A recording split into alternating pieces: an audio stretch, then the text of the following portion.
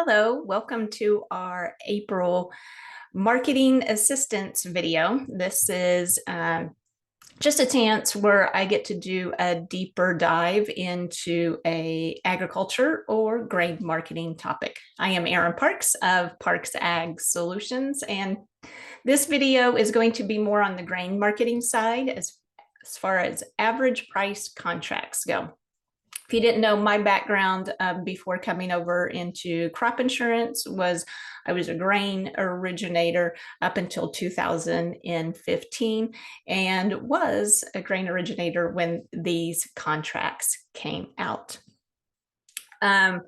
First off, I got my information from just grain elevator marketing material, Purdue University, AgEcon department, and then my own personal experience.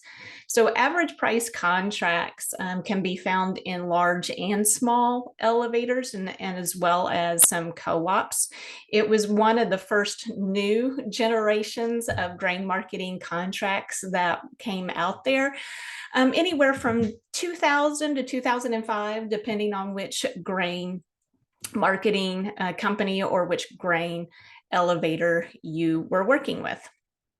Some of the names of these contracts are like Market Builder, in general, average price contracts, the Pacer or daily pricing contracts.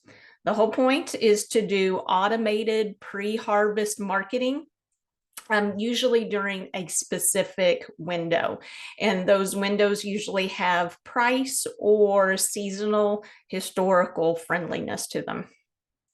The whole purpose of these contracts is to take away some of the barriers that we run into with forward pricing and marketing grain, like the reluctance to sell, some indecision. So this contract is meant to lower that indecision and that reluctance, to reduce emotional selling, and just a simple concept. It's not too difficult to understand, and it's very simple in its action. And then to reduce the lack of discipline, or to talk yourself out of actually doing some pricing. Let me pull up a survey that Purdue did about these contracts and what producers thought about them. So on the survey, 1 is going to be the lowest, 5 is going to be the highest that they could have picked. And what it talks about is they asked them, what are you seeing as far as advantages of this contract? But what are you seeing as far as disadvantages? Advantages farmers saw was that, it provides discipline and pricing, gives you some diversification, helps get the emotion out of the pricing. We talked about that. This one's important. There's no margin calls. And that can be really important if you do have to pay margin calls. Provides some pricing alternative, and it just overall reduces some time spent that farmers were doing and spending on marketing. Some of the disadvantages, service fees. And it actually may lower your net price if depending on what that window is and what happens to the marketing and the price action after that window. And of course, some producers felt like there was too many pricing alternatives. So I thought that was a good survey there that Purdue did, asking producers why they liked those particular contracts. And we talked about some of it. Some of the risks of these particular contracts is that your basis. Some of them require you to set your basis. Some of them don't set the basis or automatically sets the basis for you. So that can be a risk either way. They all have fees. I haven't seen any of these contracts out there that are free. Really, these contracts are only meant to be for a portion of your total production. So this is not going to be a contract that you put 80 to 100% of your production is.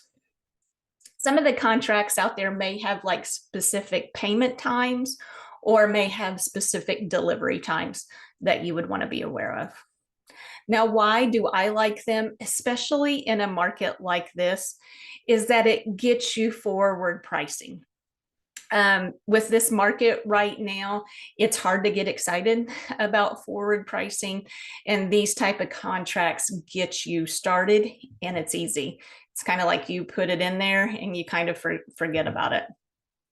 It's an easy way to diversify your marketing without taking any type of major futures positions or without shelling out a lot of money.